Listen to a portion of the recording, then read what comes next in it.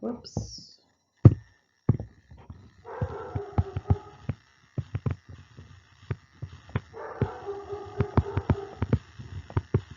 And what this is, it refers to the mathematical relationships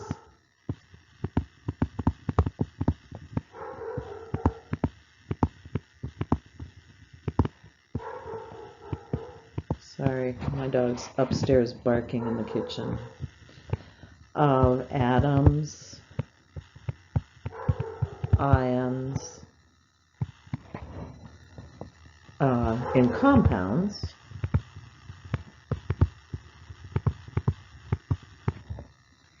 and/or those same relationships in formula units,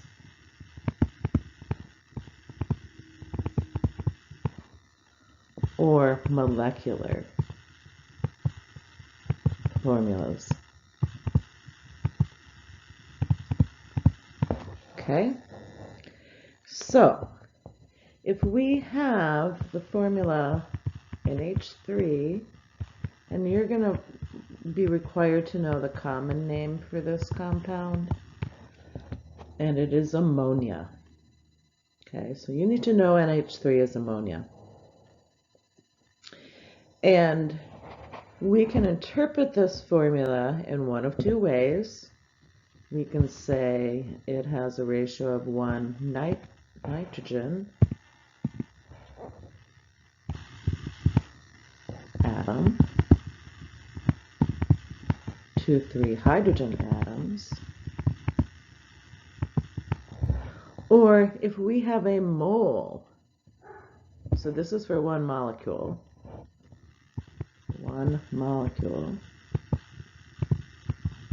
but if we have a mole of ammonia molecules, then we have 1 mole of nitrogen to 3 moles of hydrogen. Okay, so that is the stoichiometric relationship between those elements in that molecule. So I can derive conversion factors from this formula based on their ratios.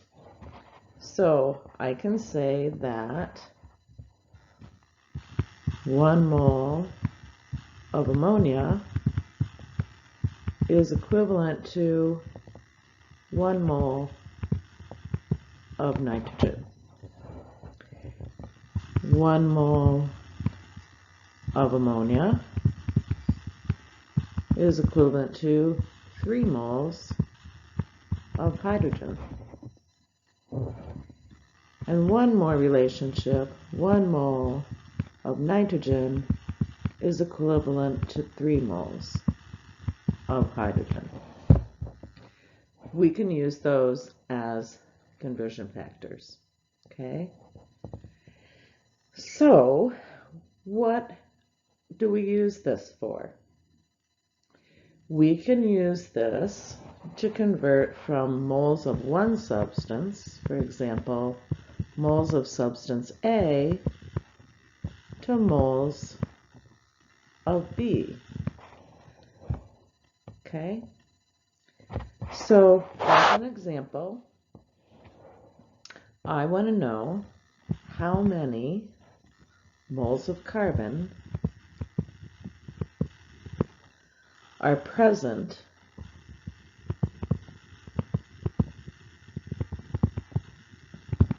in 3 moles of C2H6. Okay?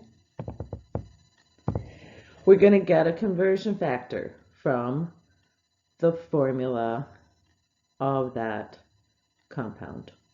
Okay? And 1 mole of C2H6 is equivalent to 2 moles of carbon. So I'm going to set up a dimensional analysis problem in which I start with 3 moles of C2H6, and I use that stoichiometric relationship between the moles of the compound and the moles of carbon. So in 1 mole of C2H6, I have 2 moles of carbon. So I've just converted from moles of C2H6 to moles of one of the elements within that compound. And so, in 3 moles of C2H6, we have 6 moles of carbon. Okay? Let's say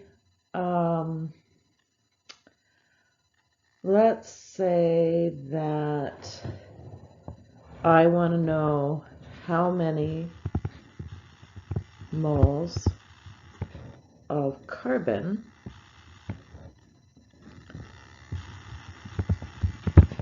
will react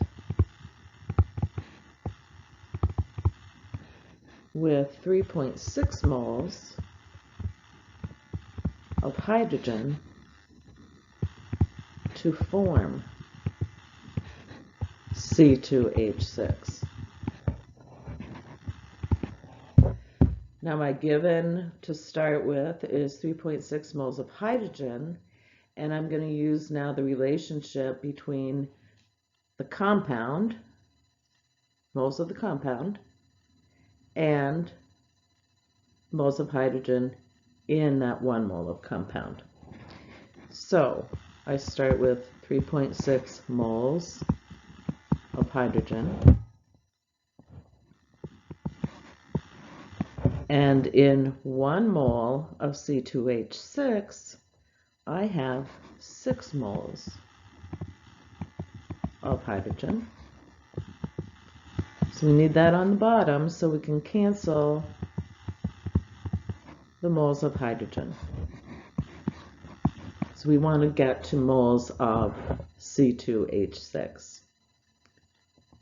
I'm sorry.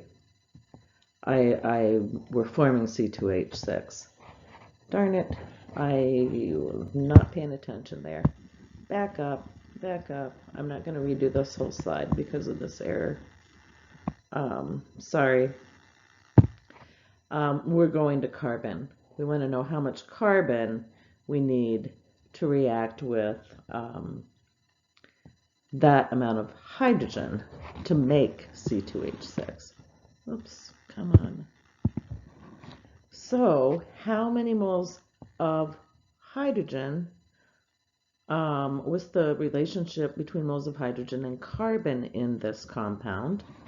There are 6 moles of H to 2 moles of C. Sorry about that. Cancel the moles of hydrogen, and we've converted to moles of carbon, and that is 1.2 moles of carbon are required to react with 3.6 moles of hydrogen to make C2H6.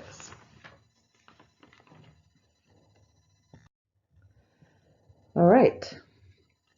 We can also convert between grams of an element to moles of that element or compound, depending upon what it is.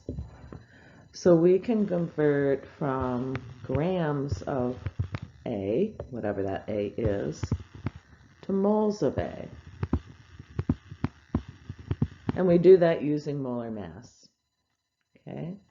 So the conversion factors have to contain 2 units. One that you're starting with and the other one that you want to go to. And molar mass has units of grams per mole.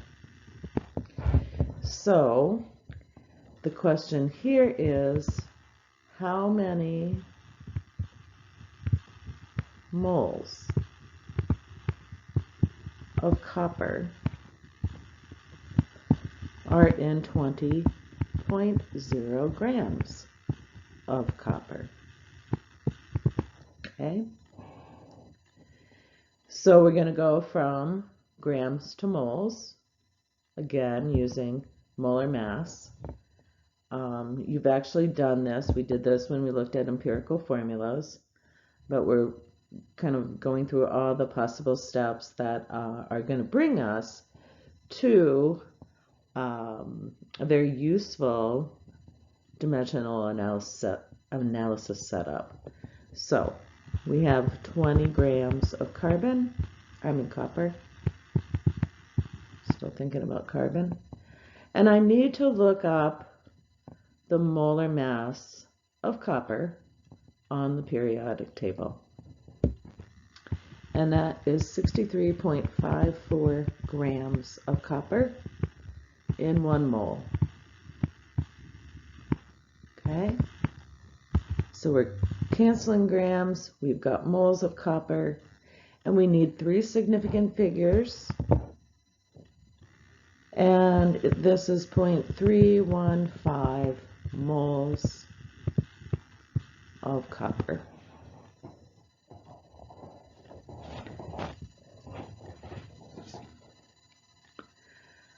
Another possible question you could be asked is,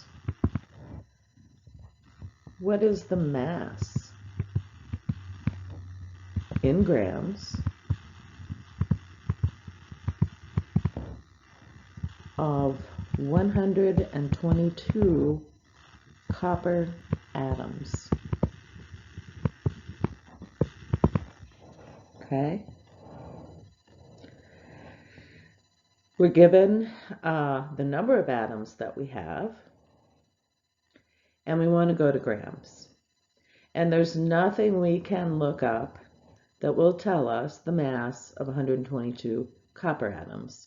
So we're going to have to come up with, excuse me, a map or a plan using conversion factors to get from numbers of atoms to the mass of an atom, or mass in grams.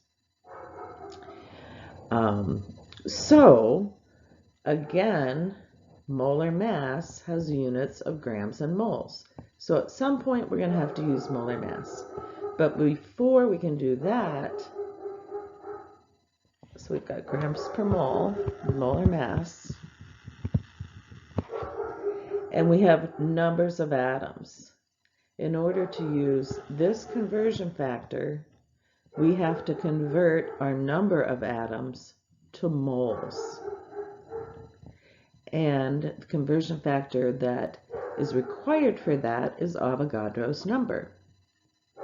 Remember, 1 mole of anything, let's say element X, equals 6.022 times 10 to the 23rd atoms of X.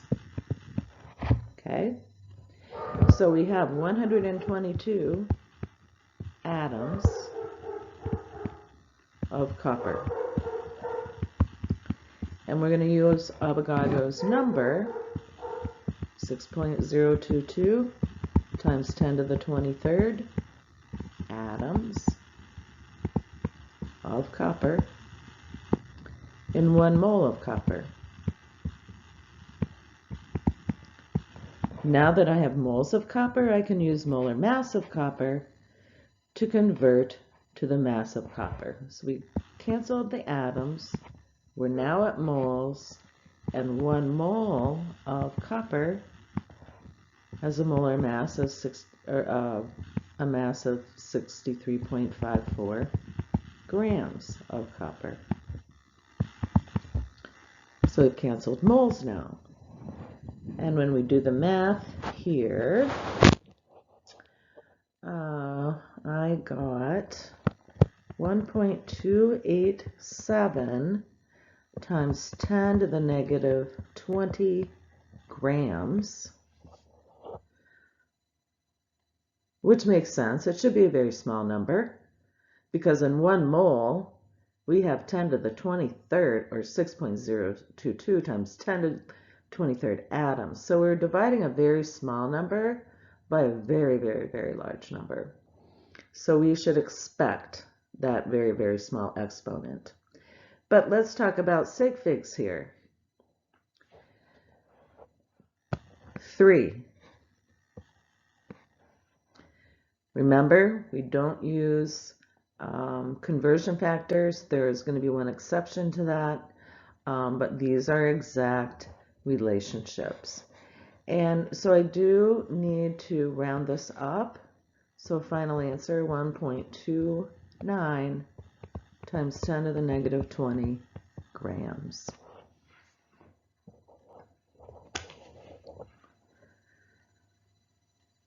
I think I'm going to move on to the next slide. So another possible or example,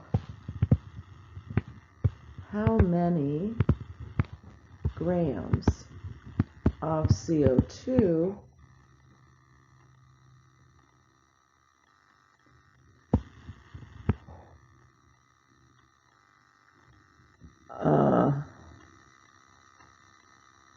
wait a minute.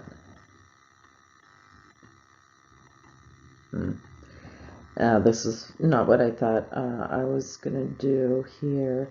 But let's just go through here. It'll review calculating or determining molar mass. How many grams of CO2 are in 1 mole of CO2?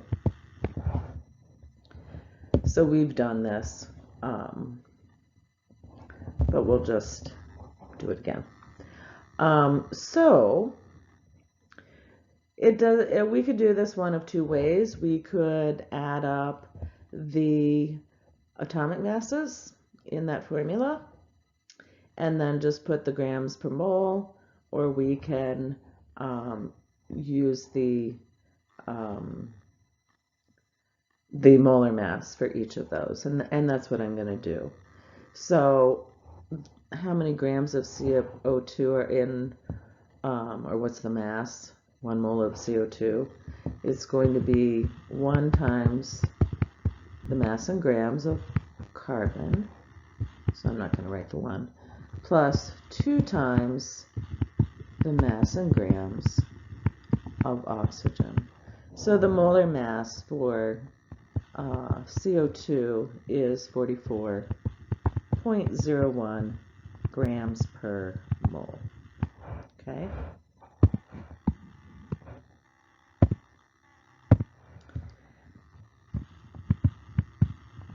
So how many moles of CO2 are present in 60 grams of CO2?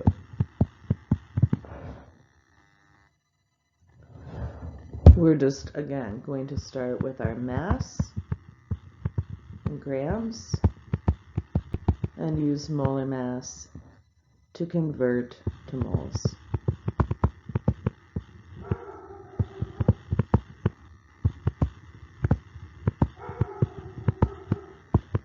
And this gives me 1.36. And you know what? I only had one zero there. I added one. Don't do that. And this is moles of CO2.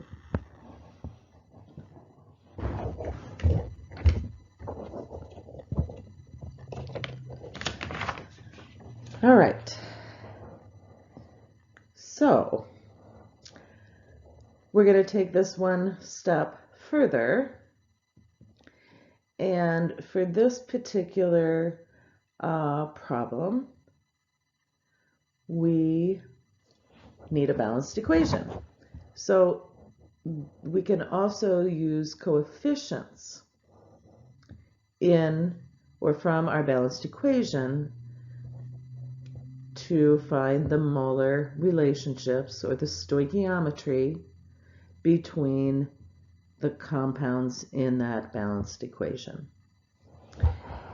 And I'm not going to go through the process of balancing this. I'm just going to write the balanced equation. And this is an alcohol. In fact, it's methanol in the liquid state. And we have 3O2. So what kind of reaction is this? Whoops, I got too close to that. It produces CO2 and water.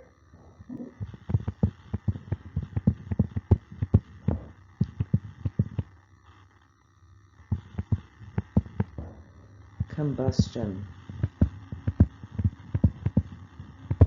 Okay. All right. So, question 1, and we'll be going on to the next page with this too. But the first question is, how many moles of methanol are needed to produce 9 moles of water?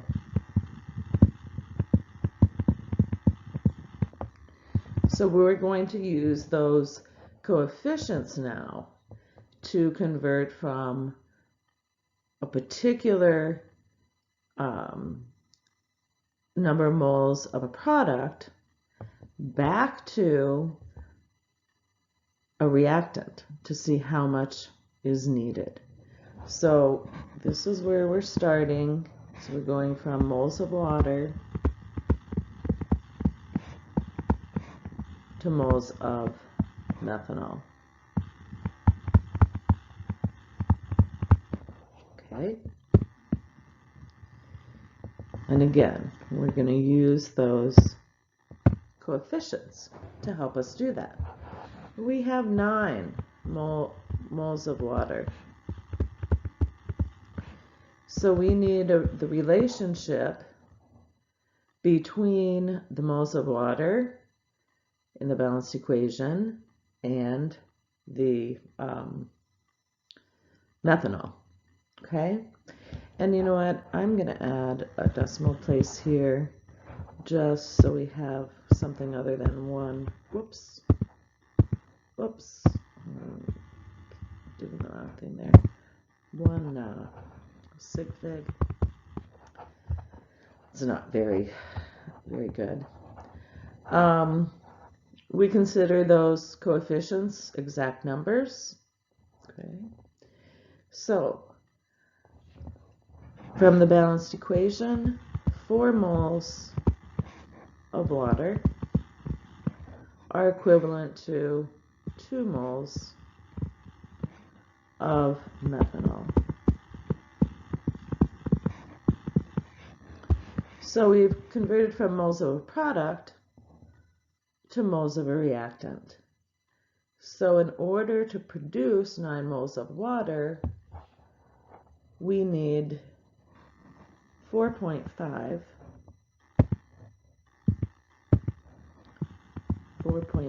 moles of methanol. Okay.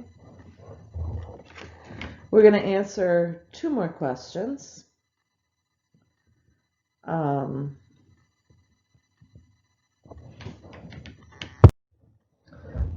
Move to the next page, but I'm going to rewrite that balanced equation so we have it to refer to. And 2 CO2 for water. And I've skipped the phases there just for time's sake. So the second question is, how many moles of O2 react, and I abbreviate react RXT, with 8 moles of methanol. So now I'm going to determine how much oxygen is required to react with 8 moles of CH3OH, or the methanol. So this can be used between reactants and between products, or between reactants and products. You can do whatever you're asked to do using the molar relationships or the stoichiometry from that balanced equation. So we are starting with 8 moles of methanol, and from the balanced equation we know that the molar relationship is 2 moles of methanol are equivalent to 3 moles of O2. Moles of methanol cancel, we're left with moles of O2, and to two significant figures, the answer is 12 moles of O2.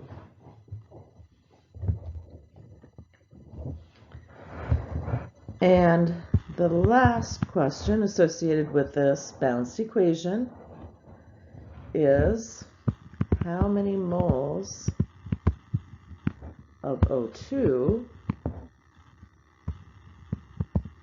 are needed to produce 28.8 grams of water? So we're adding another step in our calculation here. We have the stoichiometry from the balanced equation. So we know that 3 moles of O2 are equivalent to 4 moles of H2O. But we're given a mass of water in grams, and in order to use this, we need to convert those grams to moles, and we do that using molar mass. So we have 28.8 grams of water, and the molar mass of water is 18.02 grams per one. That's an 8, or 1/8 to 1 mole of water. So now we have moles of water. Now we can use the stoichiometry from the balanced equation to convert to moles of O2.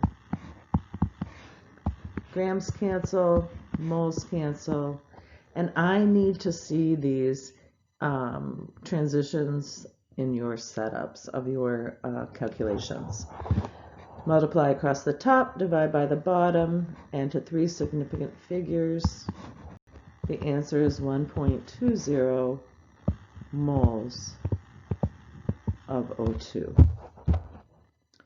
are needed to produce 28.8 grams of water.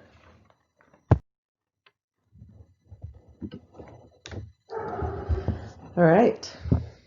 A couple more examples.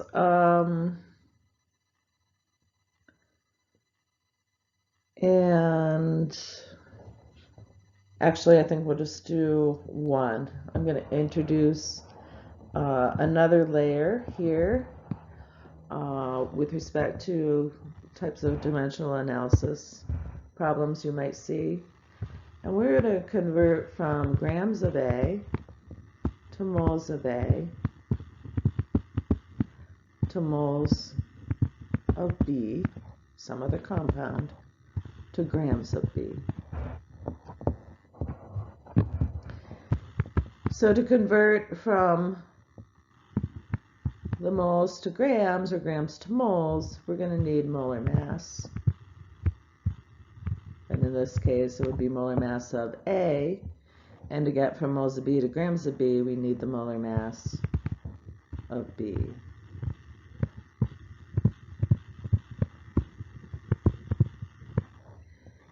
To get from moles of A to moles of B, it depends upon what type of problem we're given. It might be that we're asked to convert from moles of, or a mass of reactant to a mass of a product. And in that case, we would have to convert the reactant from grams to moles, and then we would use the stoichiometry from the balanced equation to get this conversion. So we'll either use a balanced equation or a chemical formula.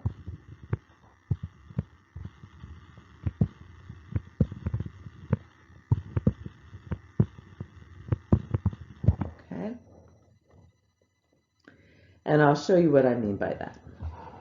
The chemical formula, that is.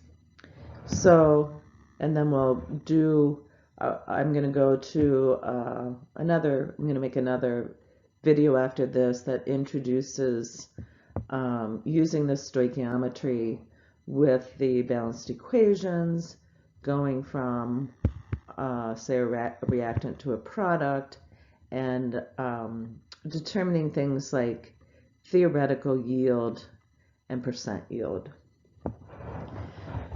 So this one will be an example where we're using a formula. So how many grams of carbon, and I keep starting too high there, are needed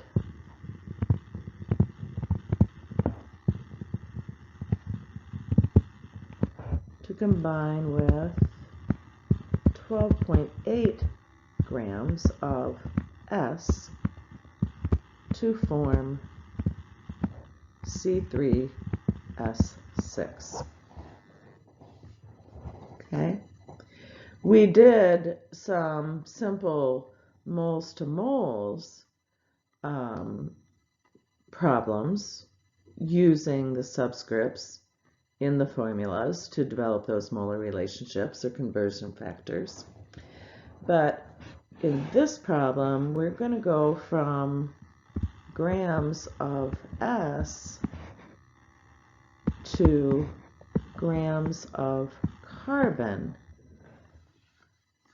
okay, required to produce C3S6. Okay.